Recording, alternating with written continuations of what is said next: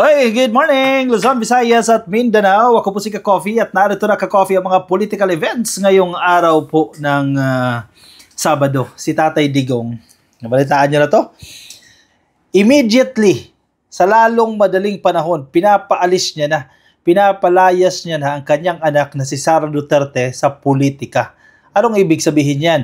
Mag-resign ka na sa pwesto mo at mamuhay ka ng mapayapa. Yan ang sinasabi dito ni Digong. Totoo ba ito?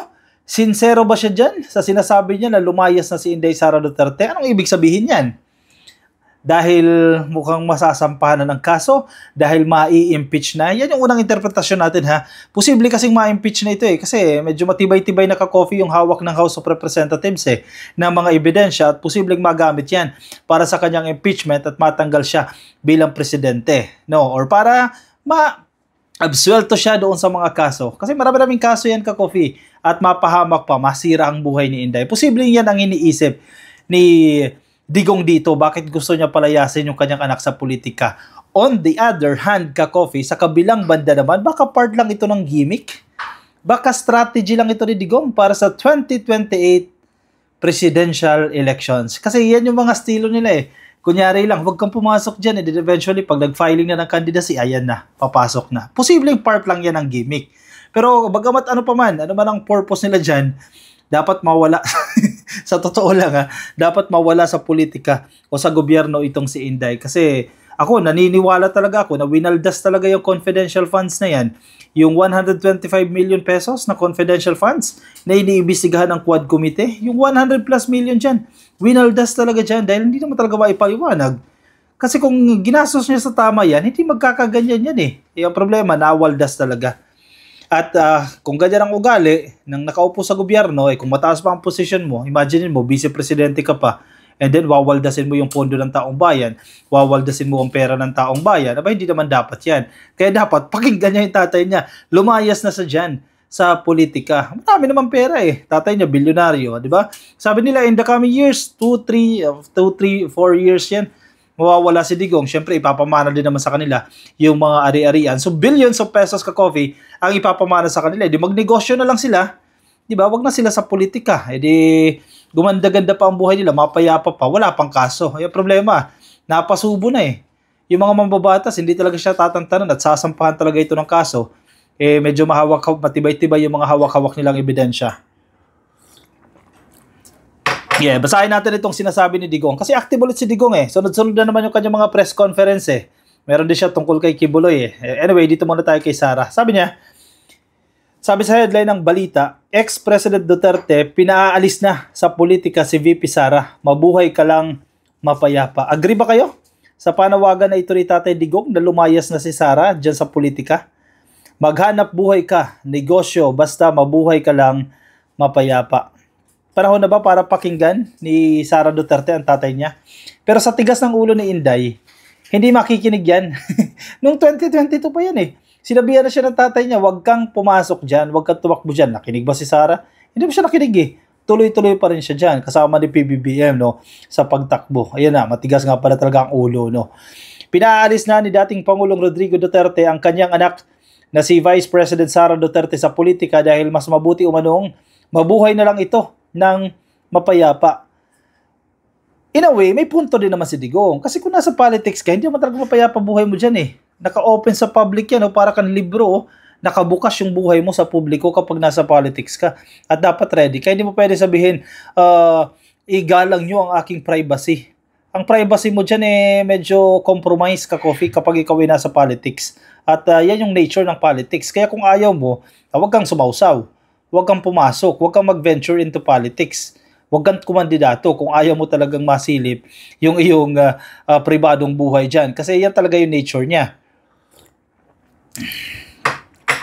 Sa isang press conference na inilabas ng SMNI nitong Biyernes, syempre, paborito niyang SMNI yan Diyan lagi naglalabas yan Nagbigay ng mensahe si ex-President Duterte kay VP Sara at sinabing magpasalamat na lang daw ito dahil naging pangulo siya ng bansa at ito naman ay naging vice-presidente. Dapat nga ganun Dapat nga thankful kayo Nahawakan ninyo yung pinakamatataas na posisyon sa mula sa presidente at vice-presidente. Pinakamatataas na posisyon sa Pilipinas. Dapat pasalamat kayo.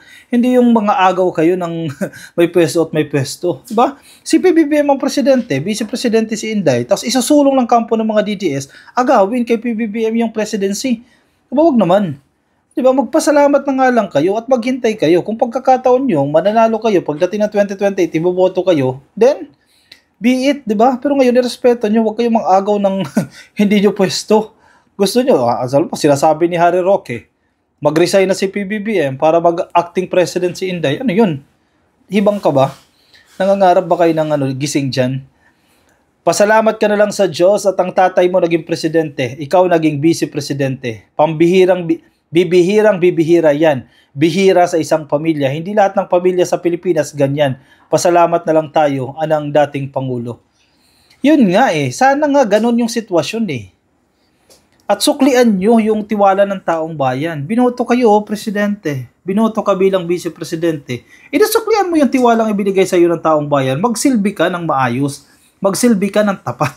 Huwag nyong waldasin yung confidential funds. Inabuso nyo yung confidential funds Yung pagiging confidential niya, yung nature niya dahil confidential siya.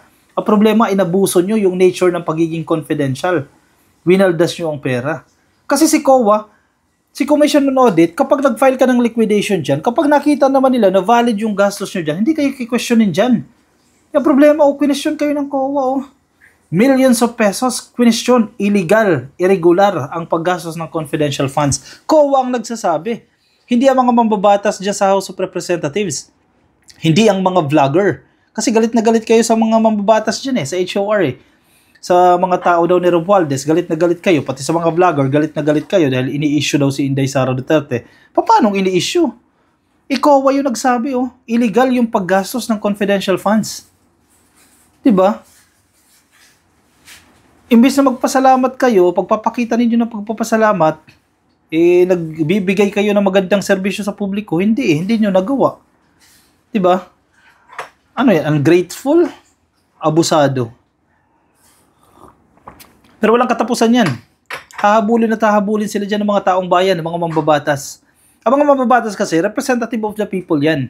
Diba? Kaya sila nandiyadyaan kasi kinatawan sila ng kanilang mga distrito. Kaya nga tawag representative. Kinatawan yan. So hahabulin kayo ng taong bayan sa pamamagitan nito mga mambabatas, sa pamamagitan nito mga investigasyon. Iimbestigahan kayo kung paano ninyo ginastos yung perang ipinagkatiwala sa inyo ng gobyerno at ng taong bayan. Tingnan mo ngayon, kasalukuyang nahaharap sa kontrobersiya si VP Sara sa gitna ng pag-iimbestiga ng House Committee on Good Government and Public Accountability, confidential funds ng Office of the Vice President at maging ng Department of Education noong siya pa lamang ay kalihim ng ahensya. Dalawa yan. OVP at DepEd. Sa DepEd pa lang Ilan na ang umamin na matataas na opisyal dyan? 3 na yung umamin na nagbibigay si Sara ng allowance. Yung isa 25,000, yung isa 25,000, yung isa 50,000 a month. Ilan pa lang yan? 3 lang yan. Marami pang hindi lumalabas dyan. Marami pang sinusuhulan yan monthly. Alam naman galing sa sahod niya yan. Definitely hindi yan galing sa sahod niya. May pinagkukunang pondo yan sa confidential funds, o baka sa Pogo, o kung saan man, na hindi tama. Kasi hindi naman naliliquidate yan Diba? Yung mga binigay mong allowance na patago maliliquidate mo ba yan? Ililiquidate mo yan, ibang items. Diba? Hindi mo sasabihin yan na allowance yan, o suhol yan. Diba? Nasilip ka lalo ng COA dyan. Sa ibang paraan mo ililiquidate yan. O nagkaroon na agad ng irregularities dyan. Yun. Dapat magpasalamat kayo, magandang serbisyo. Ang problema, hindi na nga kayo nagpasalamat, winaldas nyo pa yung pera ng taong bayan. Mga DDS, galit na galit yung mga DDS, Sabihan nyo rin yung boss nyo. Di ba? Ano yan? Ang daming problema, Ang daming dapat nyong ipaliwanag, hindi nyo maipaliwanag. Itinanggi naman ng kamakailan ng Vice Presidente na nagkaroon siya ng maling paggamit ng pondo at iginiit na ang nasabing investigasyon ng Kamara ay isa lamang umanong pamumulitika. Legit ba? Politicking lang daw yan ka-coffee. Pinupolitika lang daw po sila dyan sa investigasyon na yan ng Quad Committee ng mga mambabatas ng House of Representatives. Wow, politika lang yan Talaga ba? Bali, wala pala yung liquidation ng COA. Wala pala yan. Kung pamumulitika lang. Ganyan tayo eh. Kapag hindi mo masagot directly yung tanong, iisip ka ng ibang issue. Tama yung sinasabi ni Castro, parang pusit yan eh. O, di ba? Ang daming ginawang issue eh. Kala niya mamamatay itong issue na ito eh. Sa confidential funds, kala niya maglalaho na kasi marami mga binitiwang issue, maraming mga nabuhay na issue. Pero hindi eh, bumabalik pa rin tayo dun sa confidential funds eh. Kahit ipagtanggol pa ni Gloria Arroyo yan, kasi pinagtatanggol niya yung kakampi niya yan eh. At ng ilang mga mambabatas nila Marcoleta, ipagtanggol pa nila yan. Kesyo 2022 pa yan, yung confidential funds na yan, kesyo 2023 pa yan. Hindi pwede. Dahil pera ng taong bayan, yan eh. Kailangan yung managot dyan eh. Kailangan yung ipaliwanag yan. Anong sa inyo dyan, ka-coffee? Agree ba kayo kay Digong na dapat lumayas na? Agree ako. Umalis na siya sa politika. Umalis na siya dyan. Pero managot siya doon sa, kung mga patutunayan na may kasalanan siya doon sa pagwawaldas ng pera, sa proper court o kung saan man yan, kung impeachment yan o kung ano man yan, kailangan niyang managot. Hindi pwedeng porket nag-resign na siya, hindi porket umalis na siya, hindi wala na siyang pananagutan doon sa winaldas na pera. Dahil pera usapin dito, millions of pesos ang pinag-uusapan dyan. Ang pinaka-best move dyan, sa tingin ko impeachment. Impeachment complaint, mawala siya sa serbisyo.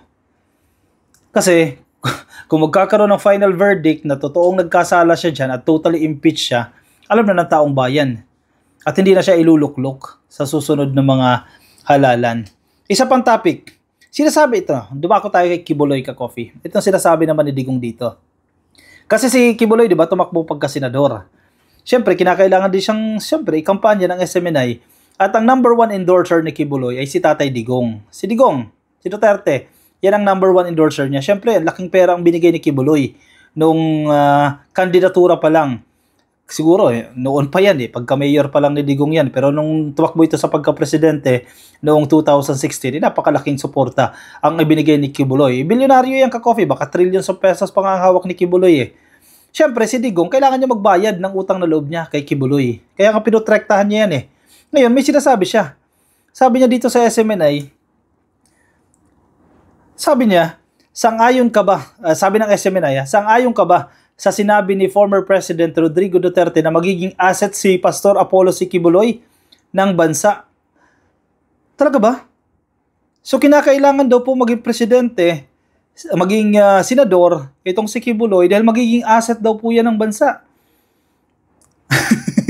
Hindi asset sa drugs ha? Baka asset sa drugs yan. Naniniwala ba kayo? Talaga ba? Sabi ng mga netizens, mga followers ng SMNI, yes daw, magiging asset. Paano magiging asset yan? Ano na ang mangyari, ka-coffee? Sa mga biktima ni Kibuloy, mga bigat na kaso, ano mangyayari dyan? Kung magiging senador pa yan, nako, naglulukuhan na lang itong mga to, ka-coffee. Huwag natin hayaan na maluklok yan sa pagka-senador. Paano magiging asset yan? Yung past, yung nakaraan, napakarami mabibigat na kaso at wala pang ang finality dyan at dapat dinggin muna. Kung ako sa kay Kibuloy o sa kampo ni Kibuloy, advisean nyo si Kibuloy, isettle muna yung kaso na yan. Diba? Once na na-absuelto siya dyan sa kaso niya, dyan, pwede kang tumakbo. Sa kahit anong posisyon na gustuhin mo, presidente, vice-presidente, senador, congressman o kung ano man yan. Pero isettle mo muna yung issue mo. Isettle mo muna yung problema mo. Kasi paano ka magiging asset? Anong nakikita nyo sa kanya? Paano siya magiging asset ng bansa? Pinagbubula lang kayo ni Digong. Ito mga supporters naman ni Kibuloy, naniniwala sa sinasabi ni Digong na magiging asset si Kibuloy. Sinasabi lang ni Digong yan, ito real talk tayo ha, sinasabi lang ni Digong yan para i-please yung mga supporters ni Kibuloy. Alam mo kung bakit? Demanding kasi itong mga supporters ni Kibuloy. Natatandaan ninyo? Nung kasagsagan na ginigipit, hindi, mali yung term na ginigipit na ginagalugad, hinahanap ni General Torres si Kibuloy, nag-expect itong mga supporters ni Kibuloy ng suporta mula sa mga mambabatas, mula sa mga natulungan ni Kibuloy. So, kung hindi magsasalita si Digong ng positive remarks, positive comments kay Kibuloy, sisingilin siya ng mga supporters ni Kibuloy. Siyempre, magaling sa politika itong si Digong, bubulahin niya itong mga supporters ni Kibuloy at sasabihin na magiging asset si Kibuloy. In the first place, sa anong paraan niya nakikita? Siyempre, politics lang yan nilalaro niya lang yan. Nilalaro lang ni Digong ang mga supporters ni Kibuloy para i-please sila. Naku po, oy, ingat-ingat din kayo dyan. Baka ginagamit lang din kayo. Yung mga supporters ni Kibuloy, baka ginagamit lang din kayo ng mga DDS dyan. O siya, sige.